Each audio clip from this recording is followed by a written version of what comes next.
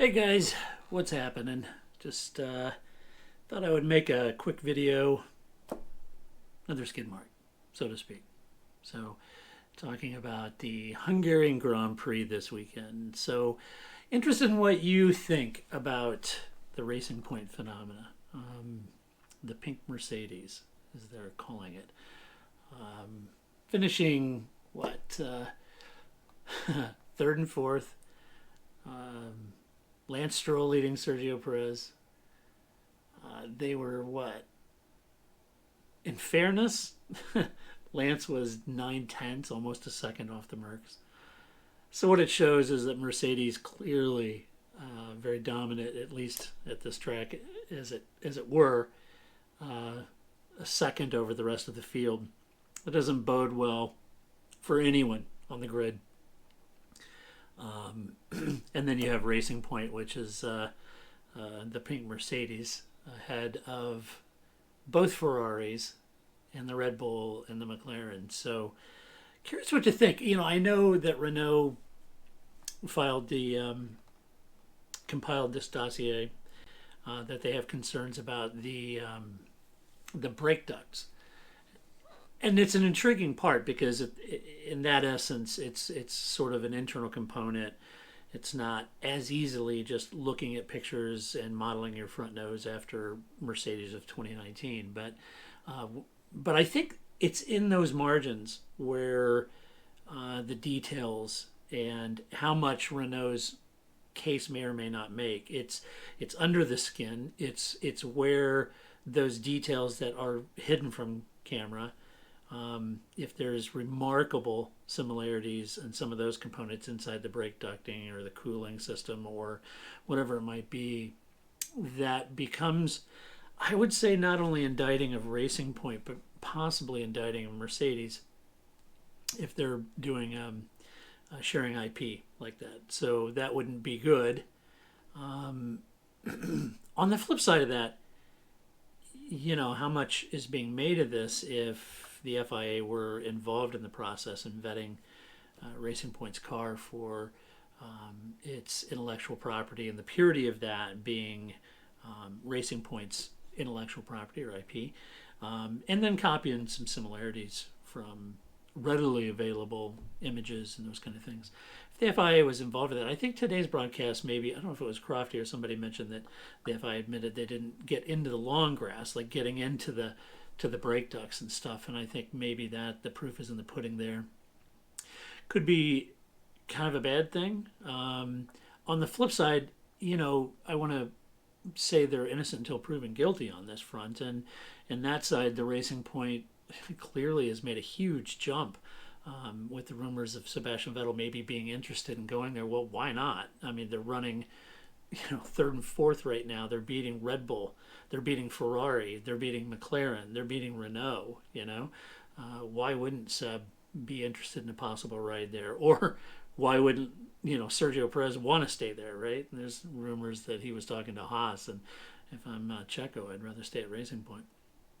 Have chances for podiums and possible wins. So let me know what you think about the whole Racing Point debacle. As sitting at home, I'm not in the paddock, and I'm certainly not in the FIA investigation. I have no idea, but so I don't want to cast aspersions that they did wholesale copy or have IP from Mercedes on that. But it is intriguing.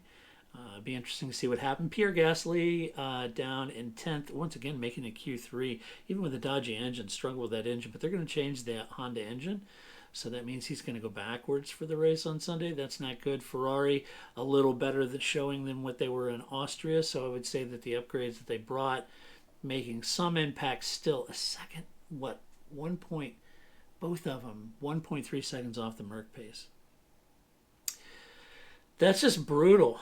This is a truncated season. And in a lot of ways, I was thinking, well, this shortened season could be a real, barn burner because they have fewer races, compressed time. This could put a lot of pressure on the teams, and maybe this will open the championship up a little bit. But Mercedes obviously have shown up with a clearly dominant car in that sense. So I don't know. It's not boding well. If they have 10 races, it looks like 10 Mercedes wins. If they have 15 races, it looks like 15. So attrition and everything happens. So I'm being tongue in cheek there, guys. So let me know what you think about that. Verstappen seemed to, Red Bull just really seemed to be struggling with that car. And Max Verstappen himself, seesawing. And intriguing to watch Alex Albon's onboards where he's going into the corners. So on the corner entry, he's suffering understeer, but about the apex on the exit, it's snap oversteer, and he's having to correct from that. And not a professional driver, and something I'll probably ask Paul on the podcast about. How do you mentally manage that? And if there's no consistency that every corner is going to have understeer entry, oversteer exit. Some corners you're locked in and you're locked and loaded and has grip, and then some corners magically that combination of understeer oversteer happens. How do you manage that? That's got to be brutal. So I feel for Alex Albon. Interestingly, George Russell coming to Alex's defense, saying that Alex is being made to look like an idiot over there, and that Red Bull needs to get their focus on the car. Now Max Verstappen coming to Red Bull's defense and says George Russell needs to pay attention to his own damn car and not speak for Red Bull or anybody else. The whole Alex Albon thing strikes me as a little strange. I have been a big fan of Alex's, and I think he's performed incredibly well since being called up and what he did last year. And sure, it's a little difficult this year. But I think that can be evidenced by just watching Max. Max is your benchmark. Max is a guy that's on par with the best of the best. And if he's struggling, maybe you could have a little bit of spare thought for what Alex is going through as a relatively new driver to the team. So anyway, found that interesting. Let me know what you guys think about Alex and what's going on there. Red Bull have always, even since calling Alex up, they haven't seemed that excited about Alex in that sense. So I found that interesting too. And if that's the case, then why wouldn't they possibly do a deal with Vettel? Hey, it's my daughter. I'm leaving. Come on in. Okay, have fun. Say hello to everybody. Hi. That's Kate. All right, see ya. Okay, bye. I'll just do updates. Okay. It's my daughter. It's my oldest daughter, Kate. So she's going to college. How time flies. It goes by too fast. It feels like I was just changing her diaper a couple of weeks ago, and now she's going to college. So all you fathers out there that have already been through this, you know what I'm going through, and for all of you recently or new mothers and fathers out there, when people tell you, well, you really enjoy it because time flies, and you're kind of like, yeah, and it doesn't seem like it, but man, all those people that told me that, they were absolutely true. Time does fly, and it's amazing. So anyway, oldest daughter just graduated and going to college, so Dad is sad about that. So that's going to be difficult. So anyway, back to Formula One. Gasly, talked about that. Daniel Ricciardo, the Renault's just out of the top 10. Dan just hustling that car, trying to get that car up there. I really wish we could see Dan get up in amongst the fight. Next year, maybe we will with McLaren. Both McLarens doing really well. Lando Norris, Carlos Sainz up in the top 10, but I doubt that the McLarens thought they would be behind the two Racing Points. So is Racing Point a curveball that no one planned on? I don't want to assume that they're doing anything untoward, because I would rather believe in my heart of hearts that you have a privateer with a customer supply engine that nailed the chassis, that got it right. And there's a part of me that says, in a granular sense, think about what Force India was doing, always punching above their weight. And a lot of those people are all the same people at that team. And they were on an anemic budget.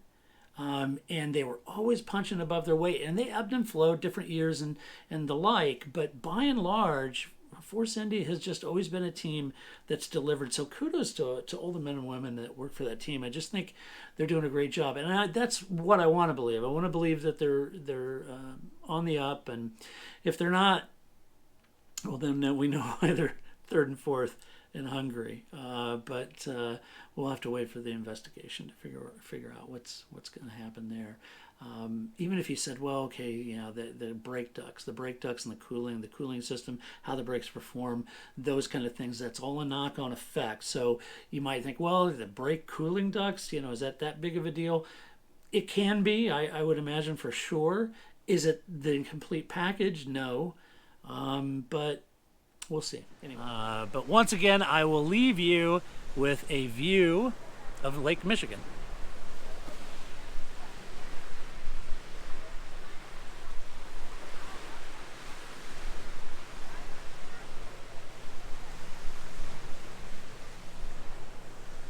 All right, guys, take care. We'll see you, well, whenever I get to recording one of these again. Enjoy this weekend's race, and should be a lot of fun. Take care.